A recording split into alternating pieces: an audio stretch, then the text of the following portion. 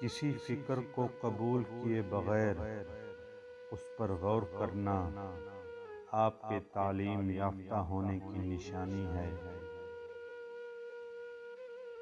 جو شخص بہانہ بنانے میں بہت اچھا ہو وہ کسی اور کام میں اچھا نہیں ہو سکتا۔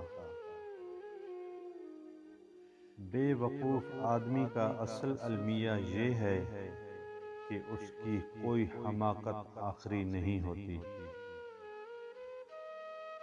شیطان کی کامیابی کے لیے یہی کافی ہے کہ خیر و شر کی کشمکش میں اچھے لوگ کچھ نہ کریں۔ پیسہ بدترین آقا ہے مگر بہترین غلام ہے۔ جنت کا حقیقی مستحق وہ ہے جو قربانی کے درجے میں اس کا طلبگار بنے۔ آج کا مسلمان تو خواہش کے درجے میں بھی اس کا طلبگار نہیں۔ بہترین انسان وہ ہے جو مسائل حل کرتا ہے اور بدترین وہ ہے جو مسائل پیدا کر دیتا ہے۔ خوش ہونا ہے تو تعریف سنیے اور بہتر ہونا ہے تو تنقید سنیے۔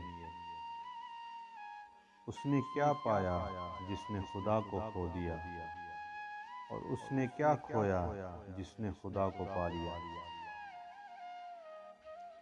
جو پڑھ نہیں سکتا اور جو پڑھتا نہیں ہے دونوں یکساں طور پر جاہل رہتے ہیں۔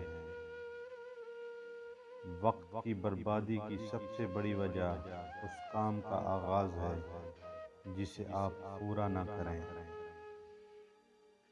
آج خدا کے نام پر ہر چیز کی طرف بلایا جا رہا ہے سوائے اس چیز کے جس کی طرف خود رب نے بلایا ہے۔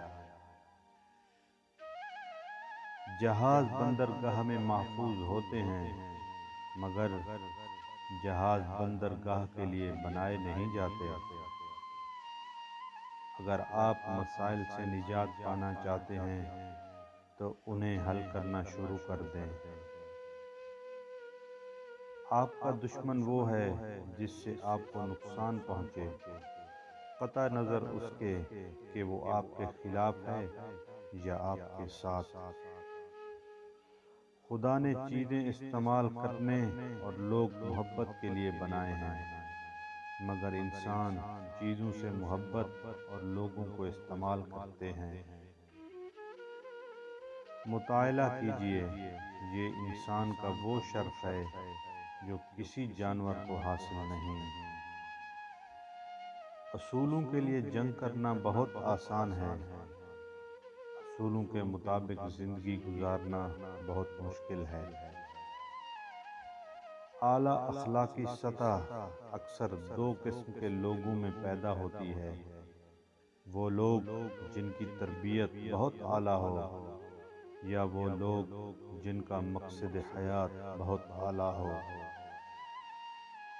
اہم یہ نہیں کہ رمضان میں آپ نے کیا اعمال کیے، اہم یہ ہے کہ رمضان کی تربیت نے آپ کو کیسا بنا دیا۔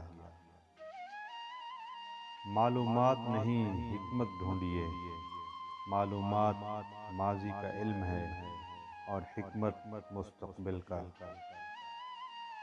طاقتور کا نقصان نہ کیجیے، وہ آپ کی دنیا کو خطرے میں ڈال دے گا۔ کمزور کا نقصان نہ کیجیے، وہ آپ کی آخرت کو خطرے میں ڈال دے گا۔ کسی معمولی نظر آنے والے انسان کی عزت کرنا آپ کی شرافت کا ثبوت ہے، کسی معمولی نظر آنے والے انسان کو ذلیل کرنا آپ کے پست ہونے کا ثبوت ہے۔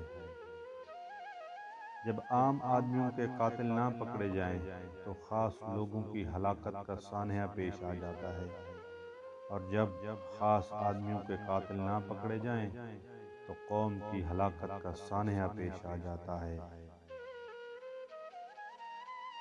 زندگی کے سفر میں آنے والا اندھیرا غار کا نہیں سرنگ کا ہوتا ہے، جس کے اگلے سرے پر ہمیشہ روشنی ہوتی ہے، مگر یہ بات حوصلے کے ساتھ چلتے رہنے والے ہی جان سکتے ہیں، مایوس ہو کر بیٹھ جانے والے نہیں۔ کسی فرد کسی قوم کو ہلاک کرنا ہے تو اس کی امید کو مار ڈالیے، اور اگر اسے تعمیر کرنا ہے تو اس کی امید کو زندہ رکھیے۔